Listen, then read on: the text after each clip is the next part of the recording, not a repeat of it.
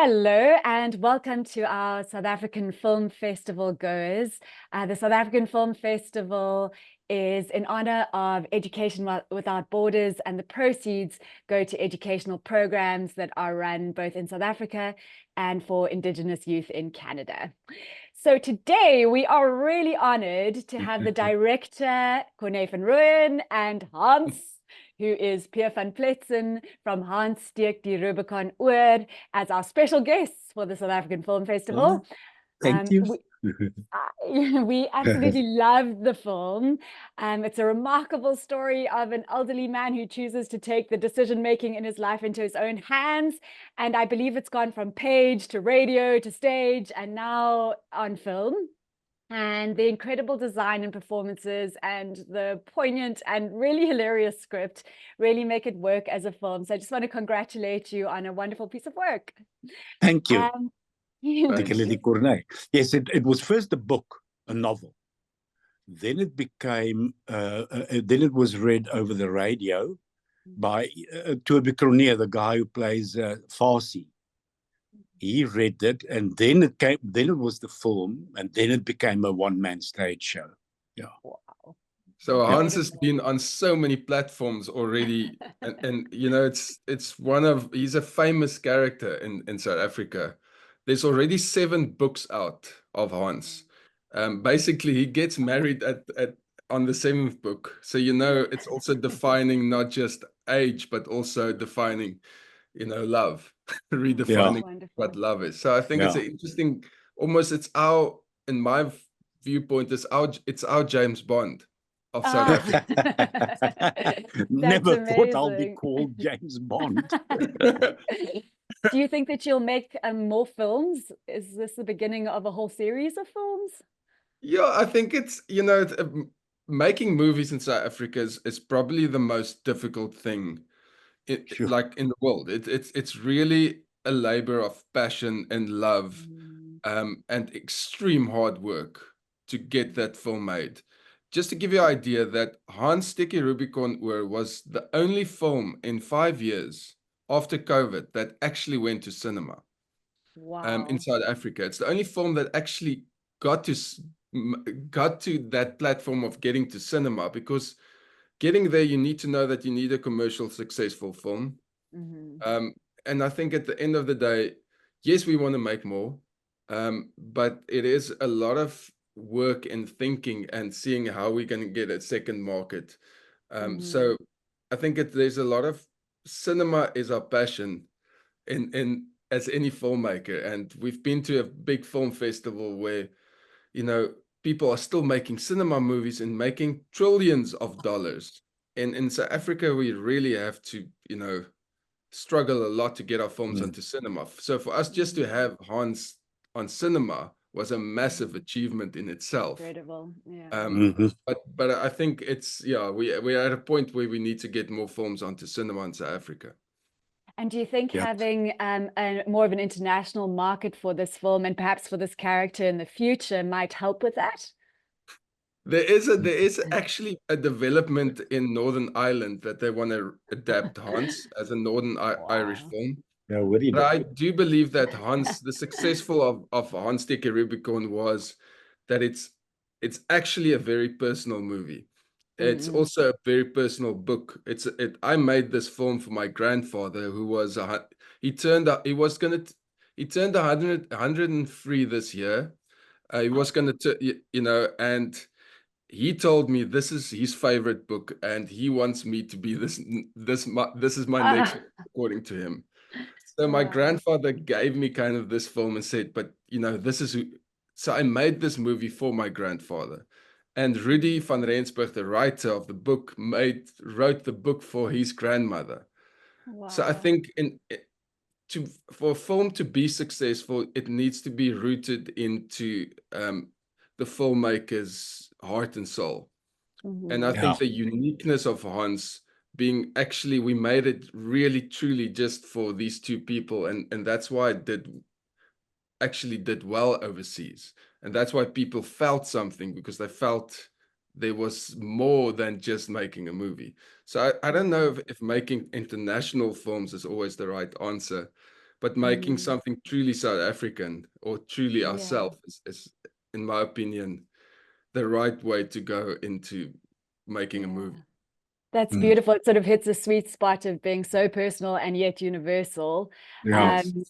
I think so I watched it with my 80-year-old father, and he loved it. And I think that it just really hit home. And to see a protagonist, and this is where I want to send over the question to you, Pierre, is to see a protagonist of their age with such agency and such chutzpah. It's just miraculous to see that kind of representation, and I don't think we see a lot of it. So I just want to know, for you, what was it like to play this character? What has the response been from people of your age group and older, both in your immediate community and beyond? Yeah, over to you. Well, my age group, I'm 72 now. Yeah. So most of the characters in Hans is older. Are older. They all in their 80s and 90s. Corne made a decision not to go into the 90s because the makeup would take too long each and every morning. So we went into just making them all about 80. But the response was overwhelmingly good because, people keep on saying sometimes about One Flew Over the Cuckoo's Nest, or as some people call it, One Cuckoo Flew Over the Rest. But the thing is, I thought about that this morning when I was preparing for this. The characters in One Flew Over the Cuckoo's Nest were quite young. It wasn't an old age home. It was a clinic. It was a psychiatric ward or something. So this movie is unique in a certain sense. Yeah, you get older people congregating in hotels in different countries and languages. But what happened here is that it really targeted and put a spotlight on the elderly. And so, yes, they delighted. It was a delight for them. And to witness Hans's courage, because remember, when he arrives at the old age home, he's also very vulnerable and alone and used to living in his house, although his wife has been dead a few years. But he arrives there very down and out in a certain sense. And then slowly but surely he starts looking at the whole system, and with matron van Dussen there,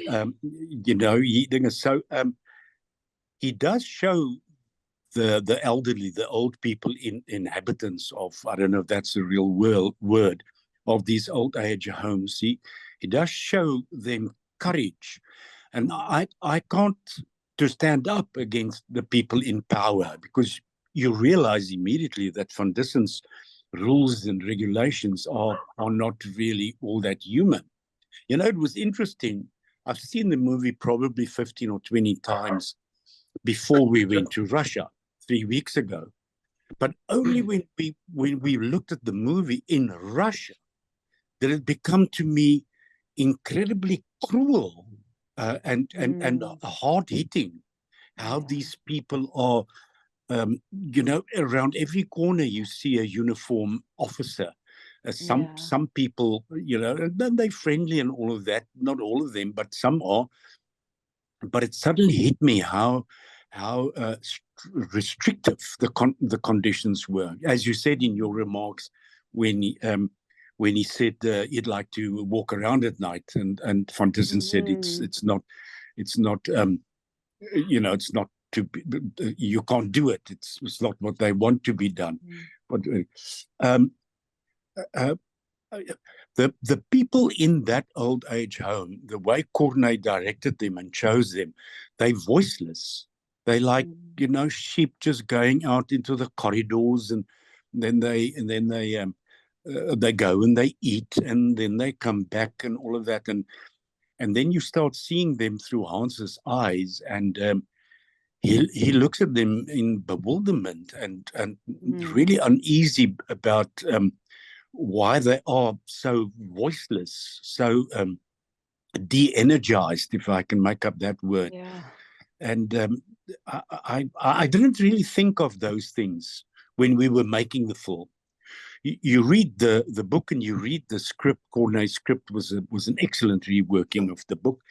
You read that, but then when you start making the film, you sort of say the theme and the impact it must have on older people. You must lay that aside now.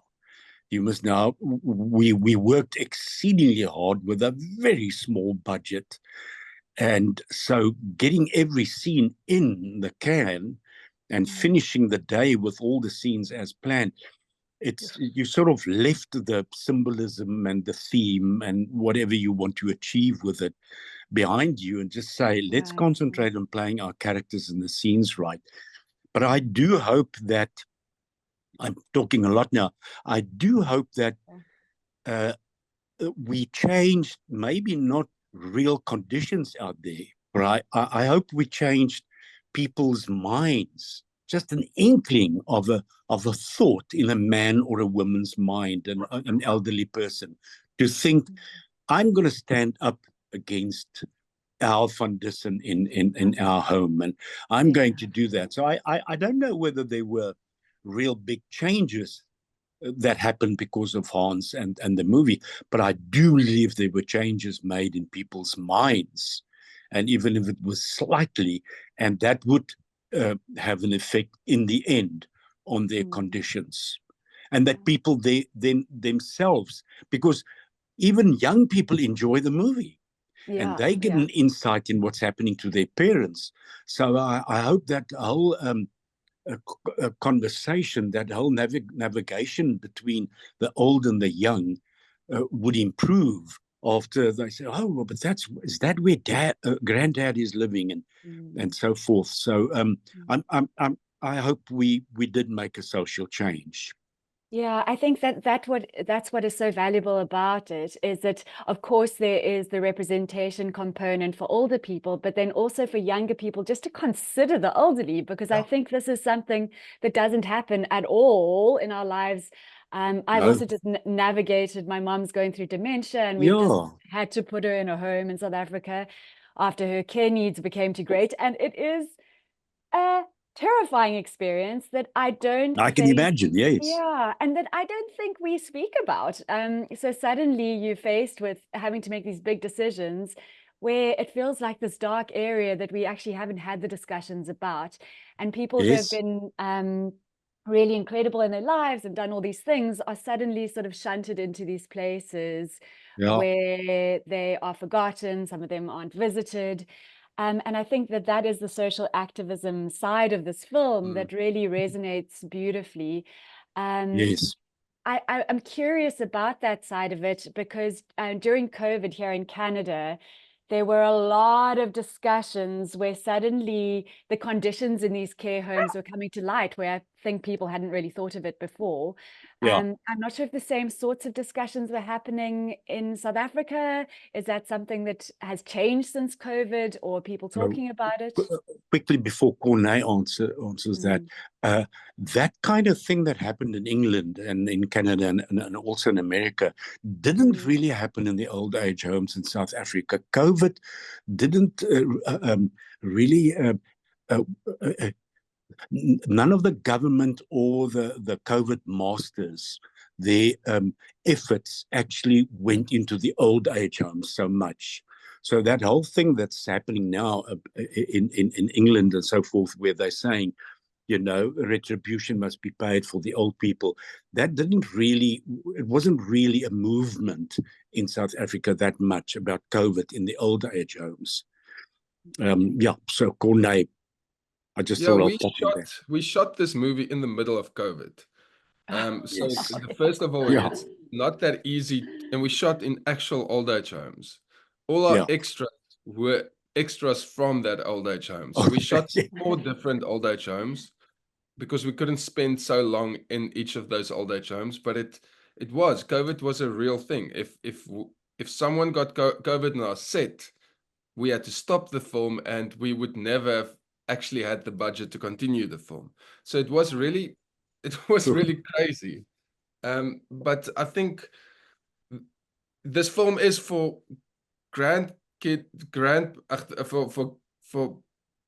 taking your grandfather or your grandmother to a movie. That for us, this is always Yeah. what it was about. It's the grandchildren taking their grandparents to a movie. But COVID had a big thing. Also, the book Hans is actually written, I think, a few years ago. And then when COVID hit, I think it was written 10 years ago. When COVID hit, suddenly Hans became a phenomenon, the book, on the radio again, because they started redoing it on the radio. So I think a lot of older people related to the fact of being caged in, especially in COVID time. Yeah. Yeah. It's the same with my parents. They, they're over 70, they can't get out, they have to stay in. And I think it became quite a reality of feeling this draconic kind of government forcing you to stay inside. And also suddenly you're so clinging onto your own life. We have friends that lost their parents or grandparents, and so many people have lost their grandparents in COVID. So I think that reality of life and death, and being in your independence being taken away and dying without your independence is really hardcore. So again, there's a lot of truth, and because this is a comedy, we had to look at not just making it. My grandfather said, if I do one thing is don't make the old people look like buffoons. So for me, it was, I had to treat the film with respect, but also acknowledge the fact that, there is, death and all that stuff is around the corner, and still don't just go and make fun of the situation. I wanted the audience to laugh with the characters and not at them. And I think because of COVID, it just made that reality a lot stronger. And I needed to rework that into the movie. That is, in the book, it's quite slapstick, and it works in the book, and it works when you're reading it. But the moment I put that slapstick humor into the movie, suddenly it felt like I was laughing at the character. So I think the movie had a little bit more of a serious approach to the comedy, but I had to balance the two. But at the end of the day, I wanted to be a grandkid telling a story to my grandfather in a very light and like a light way, and not go too deep, but still not, pass over the serious stuff of growing old. I thought between the book and the screenplay, I thought Corne did an excellent job of finding another note between comedy, farce, because the book even goes into farcical stuff. And so for a while, I thought maybe he's starting off too deep. Now it's some of my favorite scenes, those opening scenes with the trolleys and the people. It's just, I love the first 10 minutes of the movie.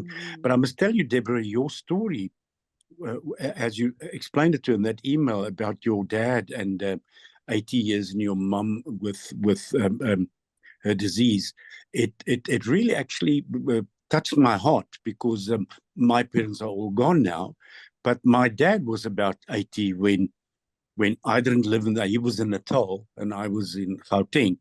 When we had to put him in some sort of place, and I now think I didn't give him enough attention and love, and driving down to Natal. So your story about doing all of this in South Africa, and then that happened to me, playing the role and seeing now the movie and what it's all about, touched my heart.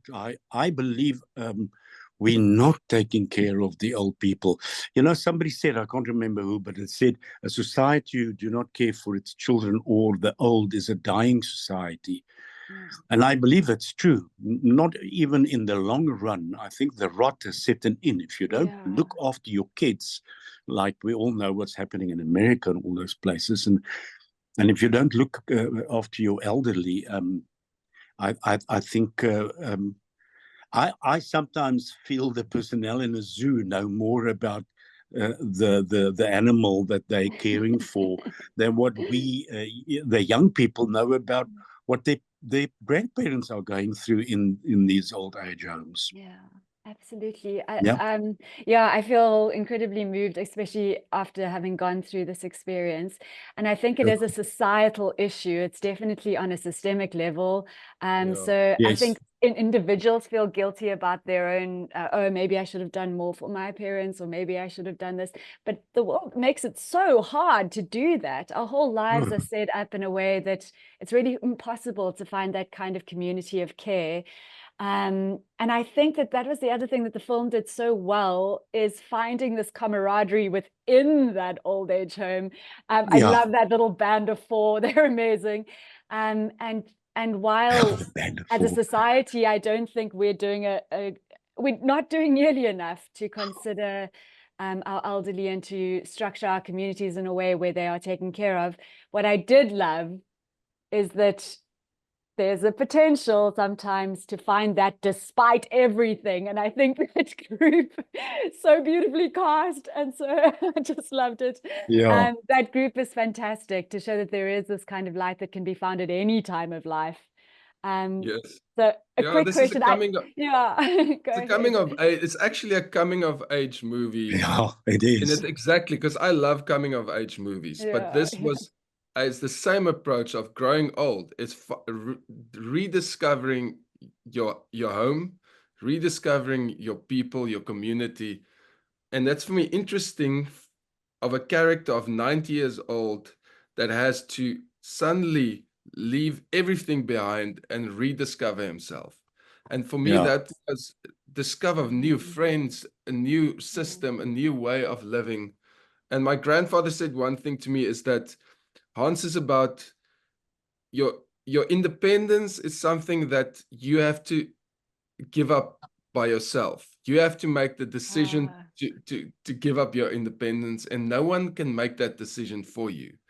And that's in a big way who Hans is he's fine. He's fine to go to the old age home, but at the end of the movie, that's only when he says, when he decides he's going to stay there, he will stay there. But don't force me into an old age home.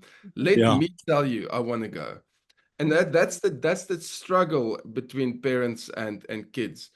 It's that struggle of how do you navigate your parents, their independence? My grandfather was driving his Mercedes, his car at 97, and everyone told him to stop. The cops, everyone. And then one day he just walked over to my Tanny's house, auntie's house, and he gave her the key and he said to her, "I'm done. Here's the car." And he went to his old age home and he sat in his bed and he started crying.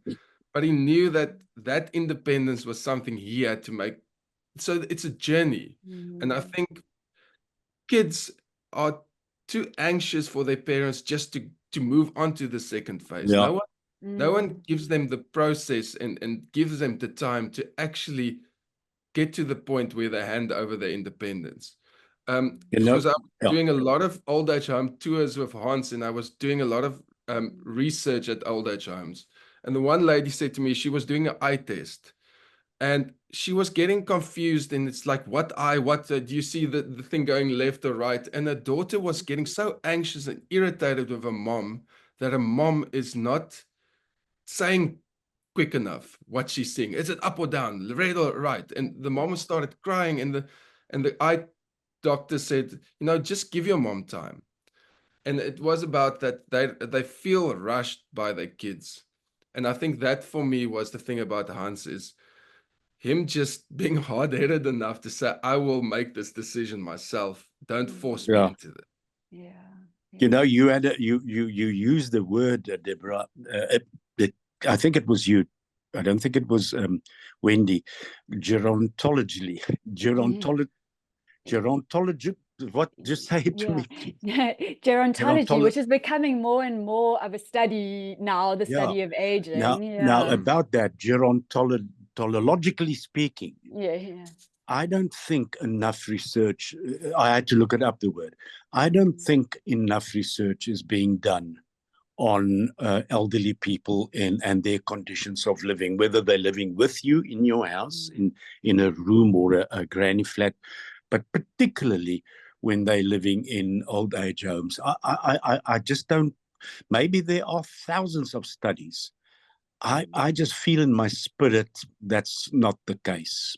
I wonder if it is in a certain sense not even interesting enough for scientists and sociologists. No, I think the whole society is geared up on preventing age. Everyone wants to not have wrinkles, not look like this. It's so negative to become old in commercials and everything. And this movie was about celebrating old age and not making it a negative connotation. Yeah, so because I want people to end the movie and say, I can't wait to grow old. But most people are so I've got news for them. I've got news for them. Stay young. Yeah, and my mom's famous phrase is "old age is not for sissies." That's they say that. I've forgotten what I wanted to say. Sorry. Shame. If it comes back, let us know. Yeah, I'm older than you guys, remember? I think part of it, or at least from my own experience, is that part of the difficulty of watching your parents grow old is the fear that you're losing them, and it's a kind of early grief. So I think in your story there about, the older people feeling rushed by their kids, I think part of that is kids really struggling with the sadness that is coming with, like, please don't leave me is actually what is the subjects beneath it all. And maybe that's why we don't want to study these things, because it makes us confront our fear of death. Very true. Very true, but then we go to the other side and it's like, please let this problem just disappear by itself. So I mean, with my kids, my kids are in their late 30s. They don't want me to talk anything about death or anything. I say to them, but listen, guys, I'm now in that age. I mean, a lot of my colleagues and so forth, 2 of them died in the last, and they were younger than me in the last 2-3 months. But they don't want to talk about that. And when I say to them, I battle with my cell phone, I can't understand certain things. I battle to get out of car parks at airports because the beams do not open when they should open and stuff like that. They help one, but still it's as if you're in a blind spot of the mirror, of the rear view mirror, Any case, yes. You wanted to say something, Deborah? Yeah. I'm conscious of the time and we actually have to wrap up.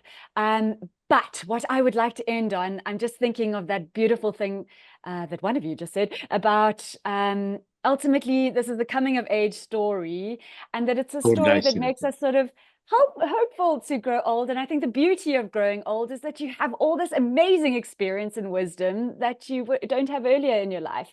So maybe we can end on each one of you just giving a final statement. I'm thinking of Corne's earlier thing of this is a movie that grandkids should watch with their grandparents. Can you just give a final little statement of who you would like to give this movie to? And let's start with you, Corne. No, I mean, my really hope is that grandkids have an opportunity and an event to take their grandparents to. It's not just taking your grandparents to a flower show or anything. This is an opportunity to take your grandparents to a movie that both grandkids and grandparents will love.